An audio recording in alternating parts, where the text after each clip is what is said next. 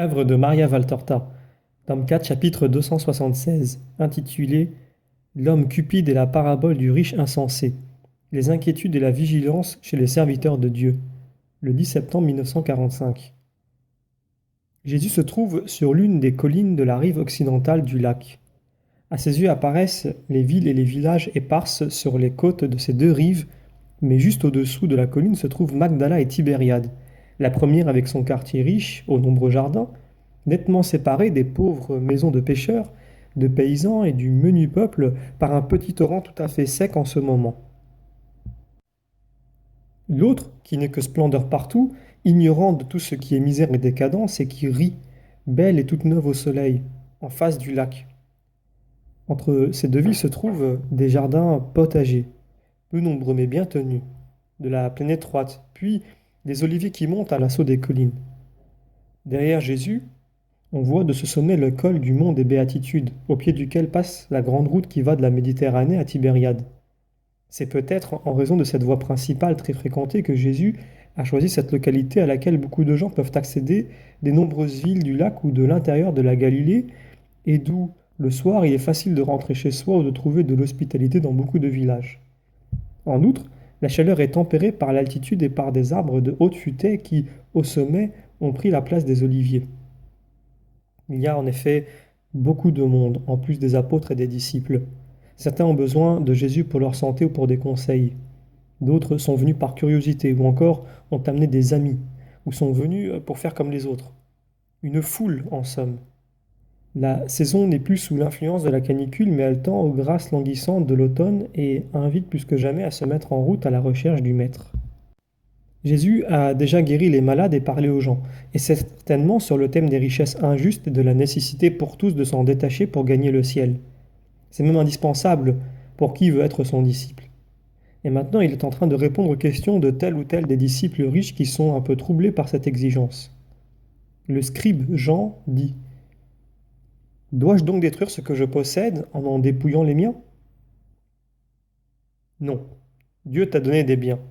Fais-les servir à la justice et sers-t'en avec justice, c'est-à-dire pour subvenir aux besoins de ta famille. C'est un devoir. Traite humainement tes serviteurs. C'est de la charité. Fais-en profiter les pauvres. Subviens aux besoins des disciples pauvres. Alors les richesses ne seront pas pour toi un obstacle, mais une aide. Puis, s'adressant à tous, il ajoute: En vérité, je vous dis que le même danger de perdre le ciel par amour des richesses peut être aussi le fait d'un disciple plus pauvre si, une fois devenu mon prêtre, il manque à la justice en pactisant avec le riche. Bien des fois, l'homme riche ou mauvais essaiera de vous séduire par des cadeaux pour que vous approuviez sa manière de vivre et son péché. Et il y en aura parmi mes disciples qui succomberont à la tentation des cadeaux. Cela ne doit pas être. Que Jean-Baptiste vous instruise. Vraiment, lui, bien qu'il ne fût ni juge ni magistrat, avait la perfection du juge et du magistrat tel que l'a décrit le Deutéronome. Tu n'auras pas de préférence, tu n'accepteras pas de cadeaux, parce qu'ils aveuglent les yeux des sages et altèrent les paroles des justes. Trop souvent, l'homme laisse ébrécher l'épée de la justice par l'or qu'un pêcheur passe sur le fil. Non, cela ne doit pas être. Sachez être pauvre, sachez mourir, mais ne pactisez jamais avec la faute, même pas avec l'excuse de faire servir cet or au profit des pauvres. C'est un or maudit, et il ne leur ferait aucun bien. C'est l'or d'une compromission infâme. Vous vous êtes constitué disciple pour être maître, médecin et rédempteur. Que seriez-vous si vous consautiez au mal par intérêt? Des maîtres d'une science mauvaise, des médecins qui tuent le malade, non pas des rédempteurs, mais des gens qui coopèrent à la ruine des cœurs. Un homme de la foule s'avance et dit: Je ne suis pas disciple, mais je t'admire. Répondons à cette question. Est-il permis à quelqu'un de retenir l'argent d'un autre? Non, homme, c'est un vol, comme d'enlever sa bourse à un passant. Même si c'est l'argent de la famille. Oui, il n'est pas juste que l'un s'approprie l'argent de tous les autres. Alors, maître, viens à Abdelmain, sur la route de Damas, et ordonne à mon frère de partager avec moi l'héritage de notre père, qui est mort sans avoir laissé un mot par écrit. Il a tout pris pour lui. Note que nous sommes jumeaux, nés d'un premier et unique enfantement. J'ai donc les mêmes droits que lui.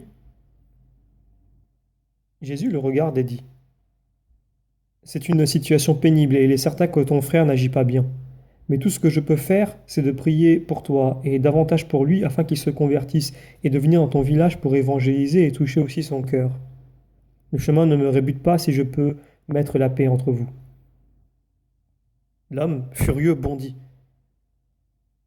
Et que veux-tu que je fasse de tes paroles? Il faut bien autre chose que des paroles dans un tel cas. Mais ne m'as-tu pas dit d'ordonner à ton frère de... Ordonner, ce n'est pas évangéliser. Un ordre est toujours accompagné d'une menace.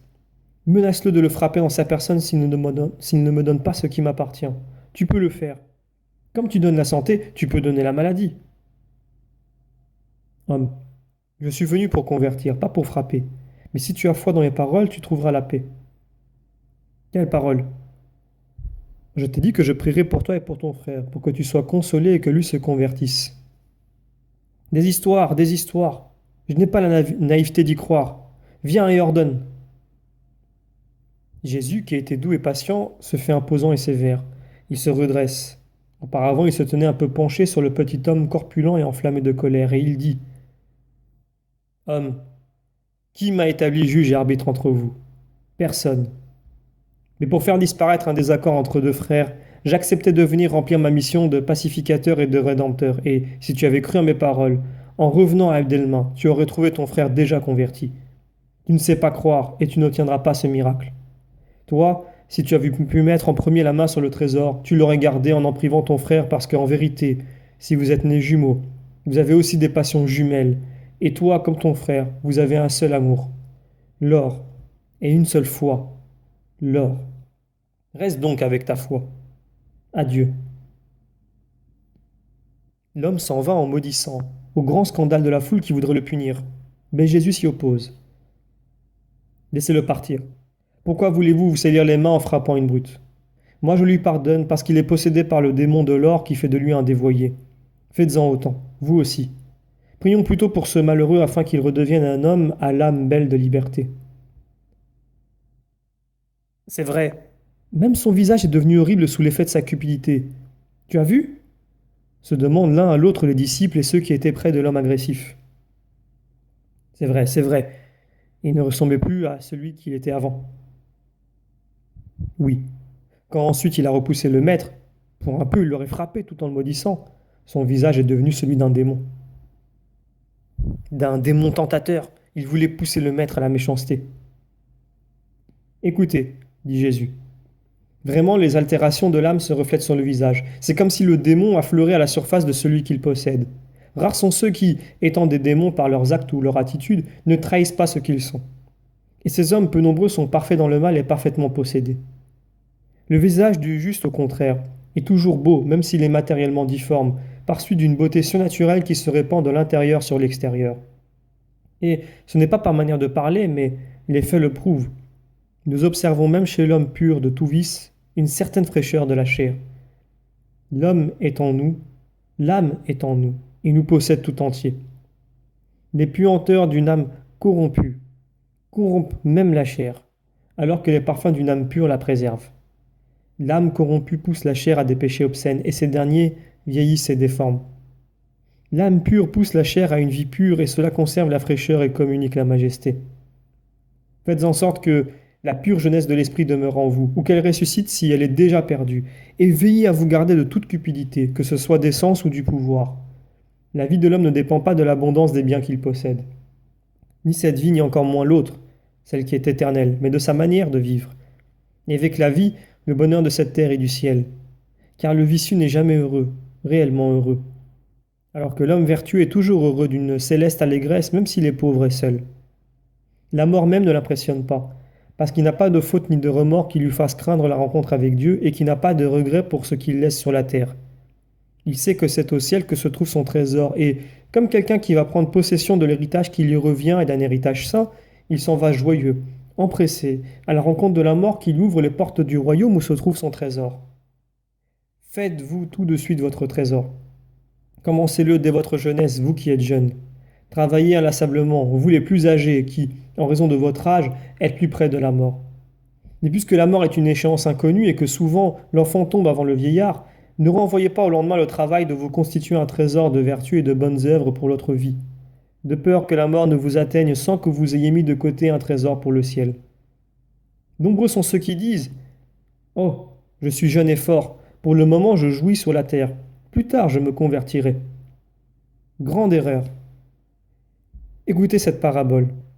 Les champs d'un homme riche lui avaient rapporté d'abondantes récoltes. Elles étaient vraiment miraculeuses. Il contemple avec joie toute cette richesse qui s'accumule sur ses champs et son air au point de ne pas trouver de place dans les greniers et de devoir être abrité sous des hangars provisoires et jusque dans les pièces de la maison. Et il dit: J'ai travaillé comme un esclave, mais la terre ne m'a pas déçu. J'ai travaillé pour 10 récoltes et maintenant je veux me reposer pour autant de temps. Comment ferais-je pour abriter toute cette profusion? Je ne veux pas la vendre, car cela m'obligera à travailler pour avoir une nouvelle moisson l'an prochain. Voici ce que je vais faire. Je vais démolir mes greniers, j'en ferai de plus grands pour loger tout mon blé et tous mes biens. Puis je dirai à mon âme: Oh mon âme, tu as maintenant des biens pour plusieurs années. Repose-toi donc, mange, bois et profite de la vie. Cet homme, comme beaucoup, confondait le corps et l'âme et mélangeait le sacré au profane. Car en réalité, dans les jouissances et l'oisiveté, l'âme ne tire aucun profit. Mais elle s'affaiblit, et celui-là aussi, comme beaucoup, s'arrêtait après la première bonne récolte dans les champs du bien, car il lui semblait avoir tout fait. Mais ne savez-vous pas que, quand on a mis la main à la charrue, il faut persévérer 1 année, 10, 100, tant que dure la vie. Car s'arrêter est un crime envers soi-même, parce qu'on se refuse une gloire plus grande et c'est régresser, car celui qui s'arrête, généralement, non seulement ne progresse plus, mais revient en arrière. Le trésor du ciel doit augmenter d'année en année pour être bon. Car si la miséricorde divine doit être bienveillante, même avec ceux qui ont peu d'années pour le former, elle ne sera pas complice des paresseux qui, ayant une longue vie, font peu de choses. Le trésor doit être en continuelle croissance. Autrement, ce n'est plus un trésor qui porte du fruit, mais un trésor inerte, et cela se produit au détriment de la paix promise au ciel. Dieu dit à l'homme sot: Insensé, toi qui confonds le corps et les biens de la terre avec ce qui est esprit et qui tire d'une grâce de Dieu un mal, sache que cette nuit même, on te redemandera ton âme. Et quand elle sera partie, ton corps restera sans vie. Ce que tu as préparé, à qui cela reviendra-t-il? L'emporteras-tu avec toi? Non. Tu arriveras dépouillé des récoltes terrestres et des œuvres spirituelles en ma présence, et tu seras pauvre dans l'autre vie. Il valait mieux faire de tes récoltes des œuvres de miséricorde pour ton prochain et pour toi. Car entre montrant miséricordieux envers les autres, tu serais miséricordieux envers ton âme. Et au lieu de nourrir des pensées d'oisiveté, il aurait mieux valu mettre en œuvre des activités dont tu pouvais tirer un profit utile pour ton corps et de grands mérites pour ton âme, jusqu'au moment où je t'aurais appelé. L'homme mourut cette nuit-là et fut jugé avec sévérité. En vérité, je vous dis que c'est ce qui se passe pour l'homme qui thésaurise pour lui-même et ne s'enrichit pas aux yeux de Dieu. Maintenant, allez et faites-vous un trésor de l'enseignement qui vous est donné. Que la paix soit avec vous. Jésus bénit et il se retient dans un bois avec les apôtres et les disciples pour se restaurer et se reposer. Mais tout en mangeant, il parle encore et poursuit l'instruction précédente en reprenant un thème déjà présenté aux apôtres plusieurs fois. Je crois d'ailleurs qu'il le sera toujours insuffisamment car l'homme est trop en proie aux peurs sans fondement. Croyez bien, dit-il, que c'est seulement de cet enrichissement de vertu qu'il faut se préoccuper, et veillez à ce que ce ne soit jamais une préoccupation agitée, inquiète.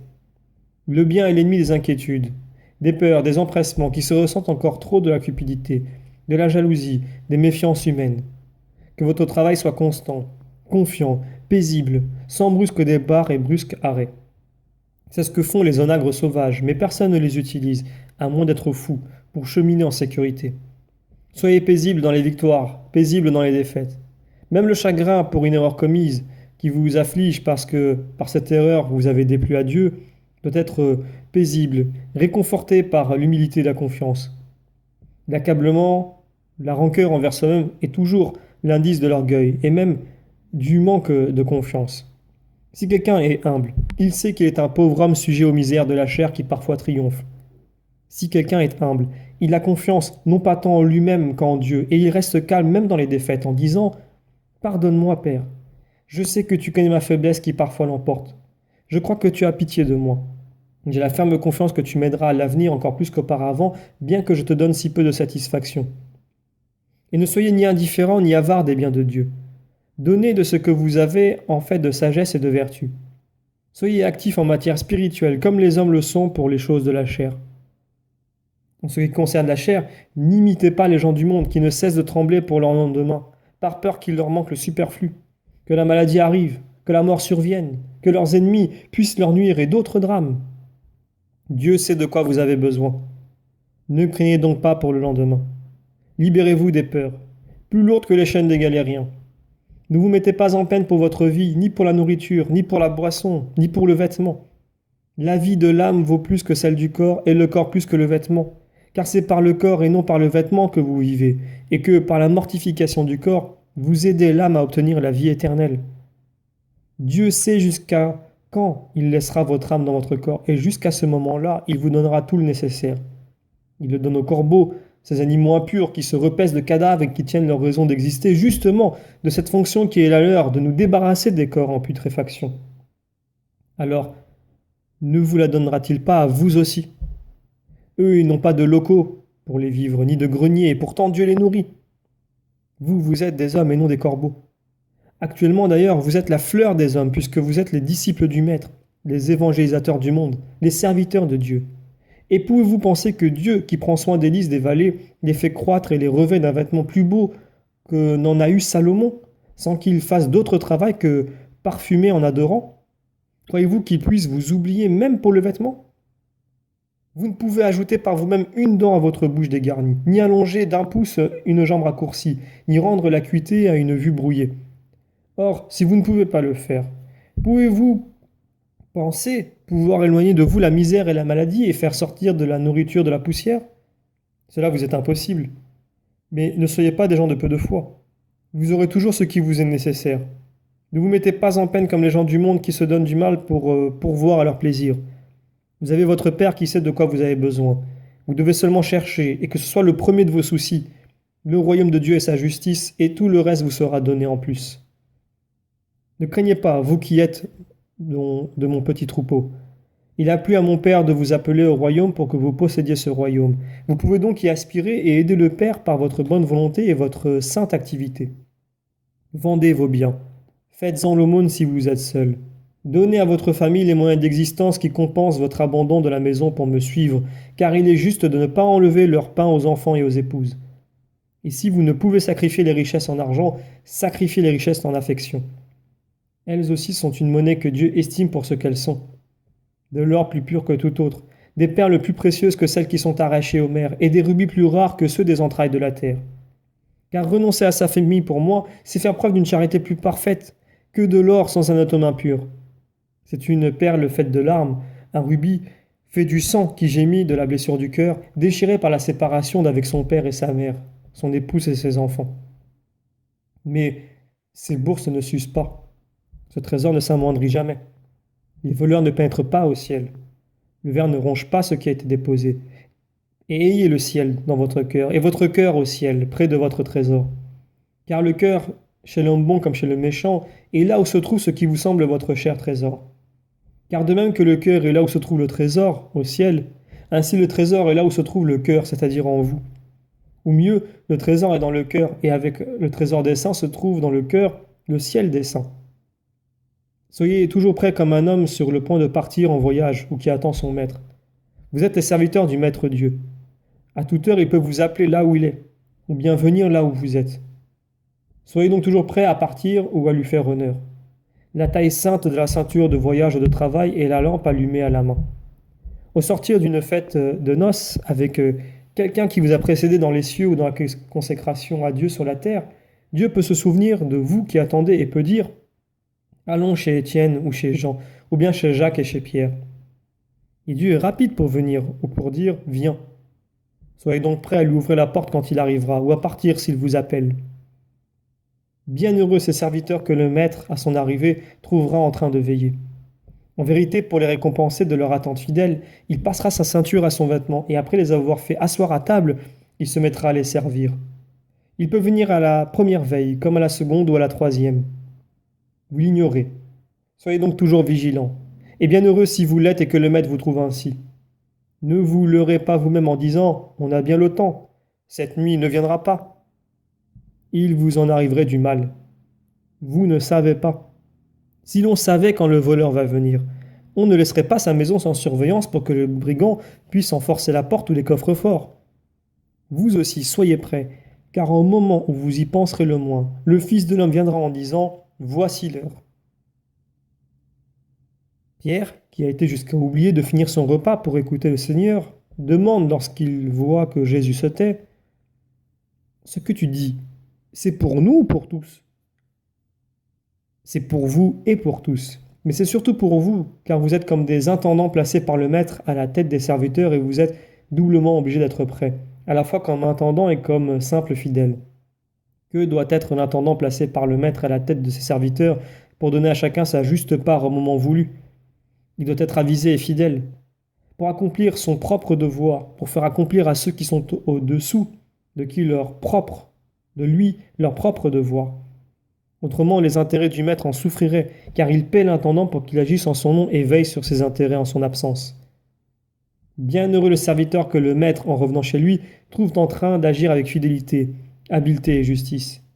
En vérité, je vous dis qu'il l'établira intendant de ses autres propriétés, aussi de toutes ses propriétés, se reposant et se réjouissant dans son cœur de la sécurité que ce serviteur lui donne.